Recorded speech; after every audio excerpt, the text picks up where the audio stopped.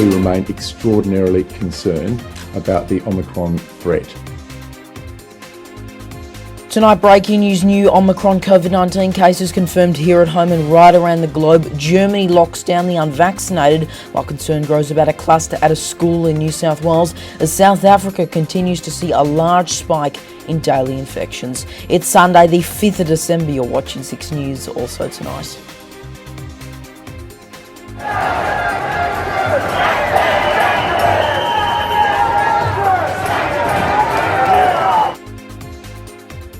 Protests seen in Melbourne after Victoria's pandemic bill passes following weeks of debate, now set to come into effect in less than a fortnight. But how does it compare to the laws in New South Wales, and what parts of the legislation have been changed? And Parliament's final sitting week of the year wraps up, multiple high-profile MPs calling time on their political careers, and the resignations may have implications for the 2022 federal election.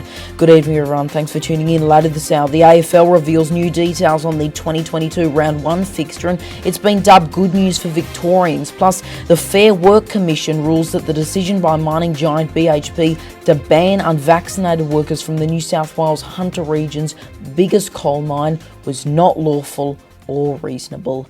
But first tonight, a number of new cases of the Omicron COVID-19 variant have been confirmed here at home in multiple states and territories, some of which linked to a cluster at a school in New South Wales, while dozens have been reported overseas. Europe was already in the midst of a major COVID-19 crisis, and now the new mutation has been detected in several countries, including the UK, Netherlands and Germany, where a lockdown for the unvaccinated was just announced. And in the region where the mutation was first reported, Southern Africa, cases have also risen amid low vaccination rates. South Africa, one of many continuing to see a large spike in daily infections. Reporter Lincoln Holmes begins our special coverage. We've only known about it for about a week, but Omicron is being detected worldwide. We knew that it was just a matter of time before the first case of Omicron would be detected in the United States. Cases have now been reported in several dozen countries, the majority in South Africa, the UK, the Netherlands and Denmark. And now it's here at home too. Multiple cases of the new mutation have been confirmed in several Australian states and territories, most of which are in quarantine, but some are in the community. A number of Omicron infections were detected in New South Wales, linked to a cluster at a school in Sydney. Authorities say urgent testing is underway to find out whether there are more cases that are currently undetected. Throughout this week, we've been reaching out to our international and local experts to further understand the rapidly evolving information about the Omicron variant. Parliament House in Canberra will be closed to the public until further notice after a positive COVID-19 case was identified as being in the building between November 30 and December 2nd. In a statement released last night, officials say occupants are advised to be vigilant and get tested even if they're only displaying mild symptoms. South Australian health authorities are on high alert over a cluster that saw the former Premier test positive, and now they've tightened border rules with New South Wales, the ACT and Victoria. We remain extraordinarily concerned about the Omicron threat. But how bad is Omicron? Experts say it's too early to rule anything in or out, but one worry is how fast it could spread, with multiple African countries seeing a sharp rise in daily infections. Around 1/4 of South Africans are double dosed, but many African nations have some of the lowest vaccination rates in the world, and that's partly due to not enough vaccines. It's still not fully clear whether we will need new vaccines to tackle Omicron, though previous and early reports say many cases are mild. What justify imposing a travel ban on countries that have zero case of the Omicron variant? You know, that's a very good question, an important question, and we did struggle with that. But we wanted to see if we could bide time temporarily. So I do hope that this gets sorted out and lifted before it has any significant impact on your country. Europe was already struggling with a fourth wave of the virus, and now Germany has imposed a lockdown for the unvaccinated, while also recording positive Omicron cases. Today it was announced that the Pfizer vaccine rollout for kids aged 5 to 11 is set to begin on January 10, and authorities say they are also considering an application for Moderna for young kids, as authorities worldwide remain on edge. Lincoln Holmes, 6 News. President Joe Biden has urged Americans to get their booster shots as the US records multiple new Omicron cases. Authorities in the US say the virus now needs to be fought with widespread vaccinations, not lockdowns. Biden says around 100 million people are eligible for boosters but haven't received theirs. The US has now seen averages of more than 90,000 cases per day, with Omicron confirmed in multiple states including California, Colorado, Hawaii, New York and Pennsylvania. Meanwhile, the UK Health Security Agency has now issued 3 red alerts related to the new variant, saying current therapeutics may be less effective in combating it. According to The Guardian, around half of those infected with the new mutation are fully vaccinated. The UK currently has one of the highest rates in confirmed Omicron cases, many of which in England, while Scotland First Minister Nicola Sturgeon says daily infections may rise, quote, perhaps significantly over the coming days. And for live 24/7 updates on the situation, visit our website 6newsau.com for the latest information on confirmed cases, travel restrictions and what you need to know. Plus, send us your questions via DM on social media or our email contact@6newsau.com and we'll get back to you as soon as possible. Back home, protests have been seen in Melbourne on the first weekend since the Victorian government's controversial pandemic bill passed through legislation, doing all the P's there. Some opponents of the legislation say while the outcome isn't what they wanted, the new amendments are an improvement. Let's take a look. Now, before these new amendments, there would be no review of the legislation if passed. Now, it will now need to be independently reviewed by health and law experts 18 months after the laws begin, followed by reporting after 2 years. Previously, there was no reference to the State Ombudsman's ability to investigate complaints. Now, it has been clarified that complaints about detention orders can be investigated by the Ombudsman, and the Parliament or committee can also refer matters to the independent officer.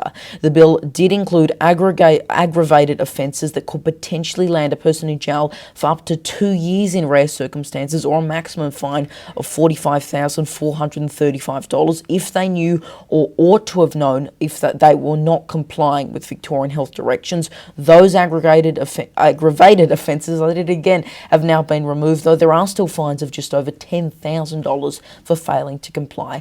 Comparing to some of the New South Wales legislation now, Victoria's rules would have to comply with the Charter of Human Rights, something New South Wales does not have, while a pandemic declaration would only last for 4 weeks initially, followed by an unlimited amount of 3-month extensions. New South Wales has no time limit. Some protesters say it would give Premier Dan Andrews dictator-like powers and want it scrapped altogether. Opposition leader Matthew Guy previously saying he will scrap it if the Liberals win the 2022 state election.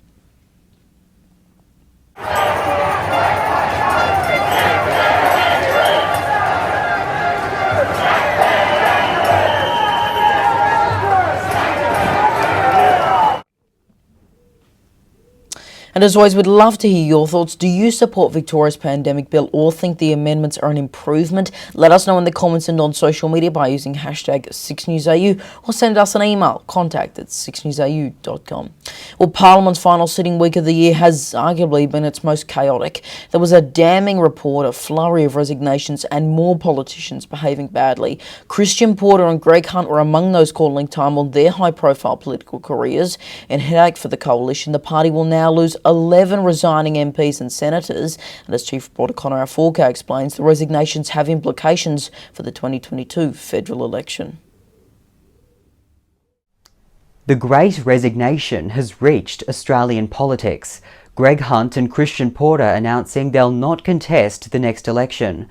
The former Attorney-General has been dogged by a historical rape allegation that saw him demoted to Industry Minister. He later resigned from that role, rather than reveal details about a blind trust used to fund his defamation case. Before last week, he pulled the pin on his political career altogether. In a statement saying there was no limit to what people will say or allege to gain an advantage over a perceived enemy. This makes the harshness that can accompany the privilege of representing people harder than ever before. Both Christian Porter and Greg Hunt maintain they're retiring to spend more time with their families. The 56-year-old Health Minister gave this tearful farewell address after 20 years working in Parliament. They said to me on Sunday, they looked at me and said, "Dad, This is your last chance to be a proper dad. And it's time to come home, Dad. The resignations were announced during the final sitting week of Parliament for the year. It may have been the last time Parliament sits before the federal election, which is rumoured for May but could also be called in early March. When the election does occur, the coalition won't just lose Hunt and Porter, but a total of 11 resigning MPs and senators. Adding to the flurry of resignations, Victorian Nationals MP Damien Drum, who announced his retirement on Friday, saying now is the perfect time to pass the baton. It means that in the lower house, 8 members of the LNP will step down, along with 6 Labor MPs. It's not just this tidal wave of resignations, though, creating a coalition headache. Education Minister Alan Tudge has stood aside after allegations of abuse were levelled by his former staffer and mistress. Okay, so today I want to stand in my former workplace and to say again that what happened to me was not okay. The allegations emerged just days after a landmark report into the culture of Parliament House found 51% of staffers have experienced bullying, sexual harassment, or actual or attempted sexual assault.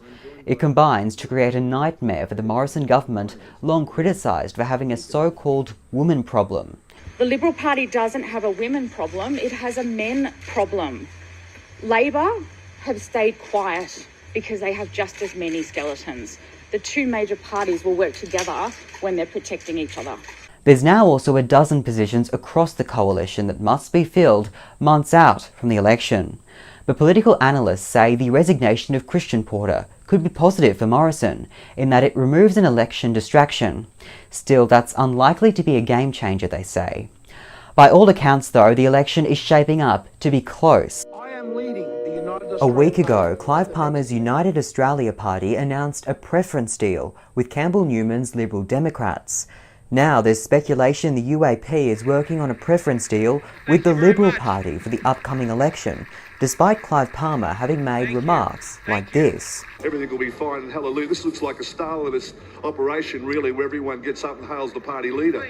Because the election is projected to be balanced on a knife's edge, there's a great deal of uncertainty and risk for Labor and Liberal MPs going into the election. So are these resignations tantamount to a surrender? Is it possible politicians are bowing out, accepting defeat early because they feel their electorate is unwinnable, or that their party will be relegated to the role of opposition? It's been suggested Christian Porter may have quit, in part because his WA seat is considered vulnerable. The Fair Work Commission has ruled that the decision by BHP to ban unvaccinated workers from the New South Wales Hunter region's biggest coal mine was made without enough consultation with employees and was not lawful or reasonable. In October, the mining giant announced that vaccinations against COVID-19 would be a condition of entry to all their Australian sites and offices from January 31st next year, but around 50 workers were stood down without pay at the Mount Arthur thermal coal mine in New South Wales in mid-November. The FWC has now found that Mount Arthur Coal did act unlawfully and unreasonably, saying the mine did not provide reasonable consultation with workers.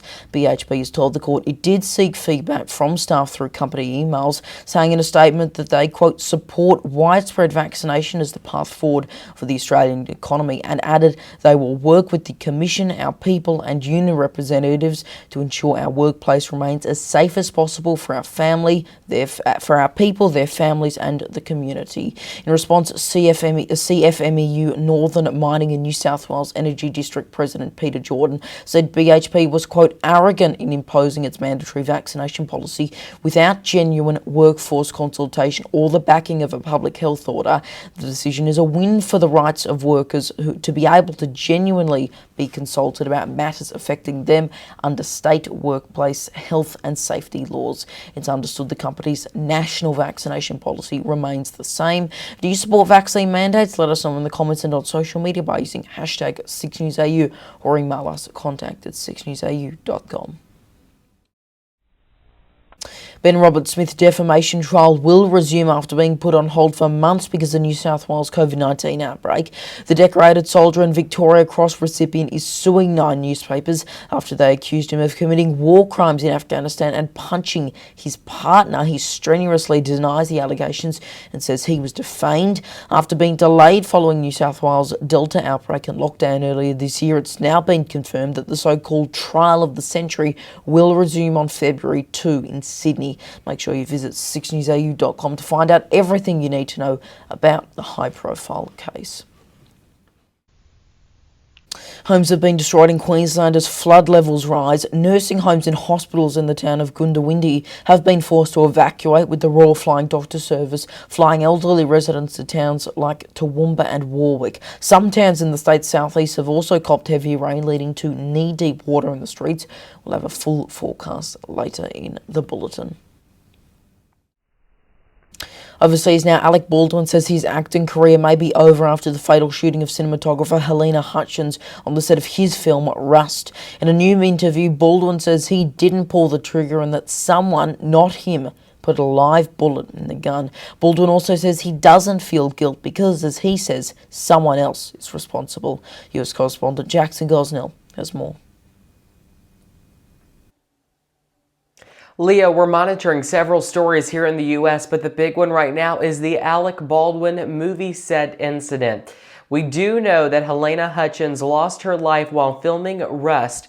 That is a movie that Alec Baldwin was an actor in, and he also served as the producer.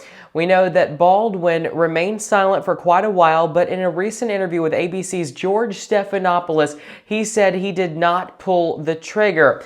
Now, some of the key takeaways from this interview were different portions of questions that were asked to him.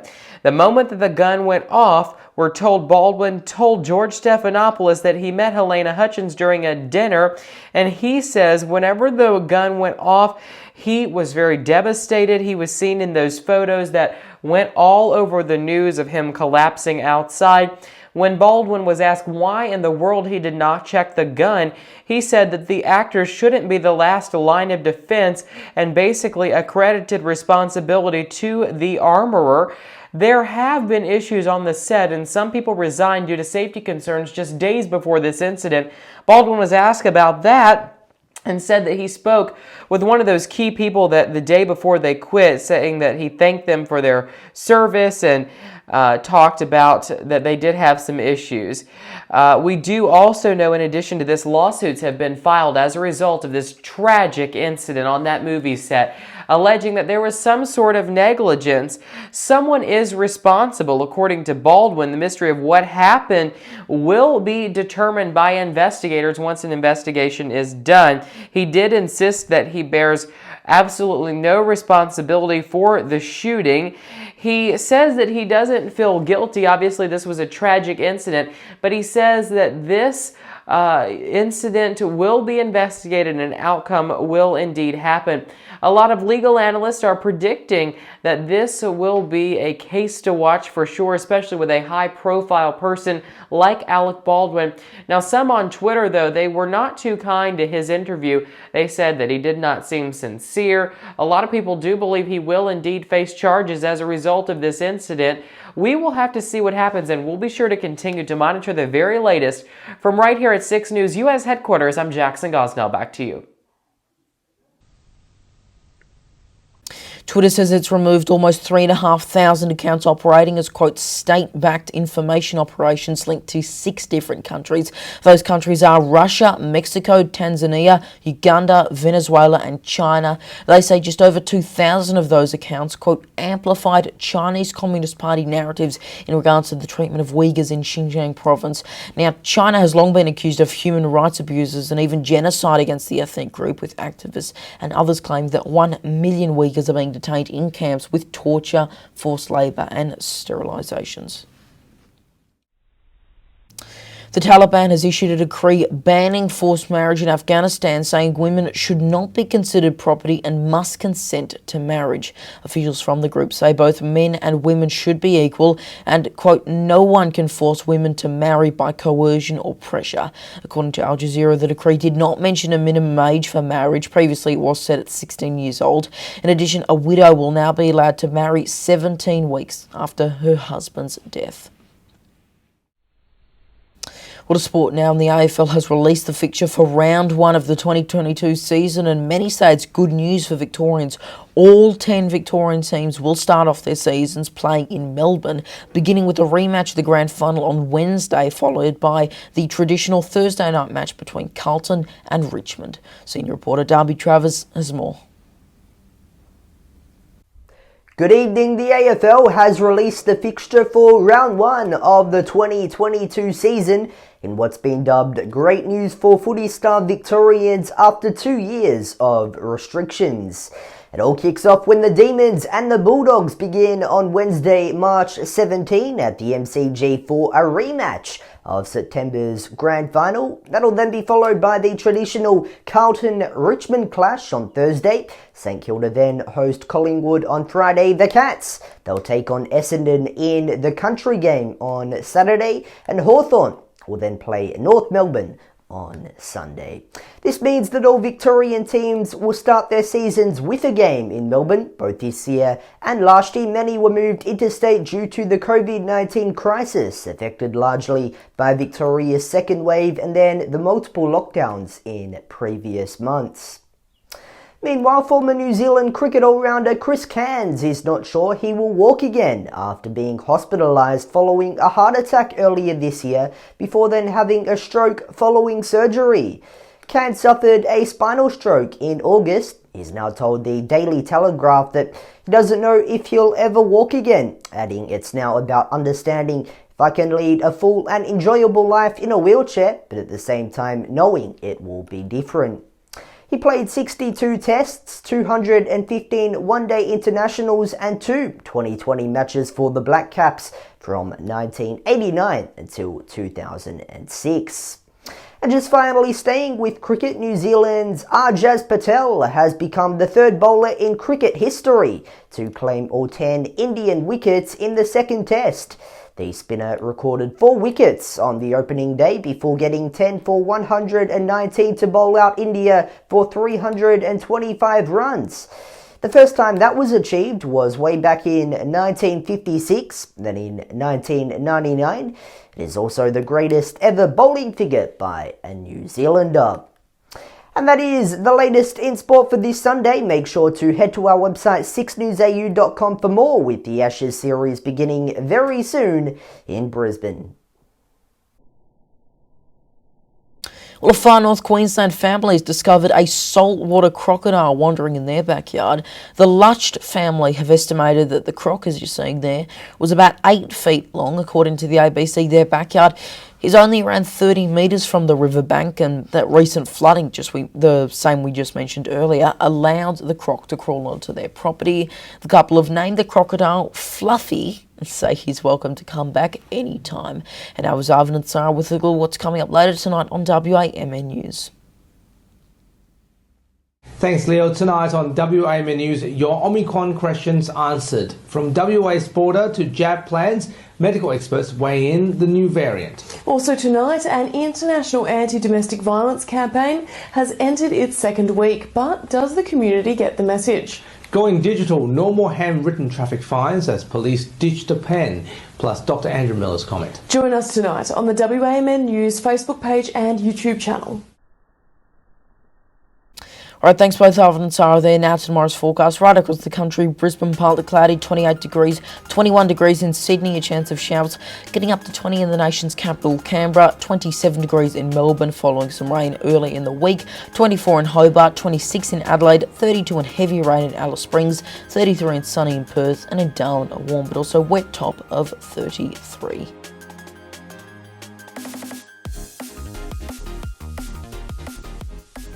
And finally tonight, just another reminder that at 6newsau.com we have a page with live updates on the B11529 COVID variant, aka Omicron, to help you stay informed. There you'll be seeing information on travel restrictions, both domestically and internationally, cases and plenty more. Now, I know we haven't been really doing these daily cases regularly, but of course Omicron is really unprecedented. We weren't expecting this, which is why we're having this information, but we aren't tracking daily cases. It's just those confirmed. We will not be tracking probable ones because we want to focus on facts, not fear. We want to make sure everything we're reporting is fully confirmed and accurate. And we'll also be answering your questions. So please DM them to us on social media or tag us or email us at contact@6newsau.com and we'll get back to you as soon as possible. And that is 6 News for this Sunday evening. You can stay up to date with the latest headlines by heading to our website, 6newsau.com, and by following us on social media, Facebook, Twitter, Instagram, TikTok, and Lid. Just search 6 News AU to find us. I'm Leonardo Puglisi. Thanks for your company. Good night.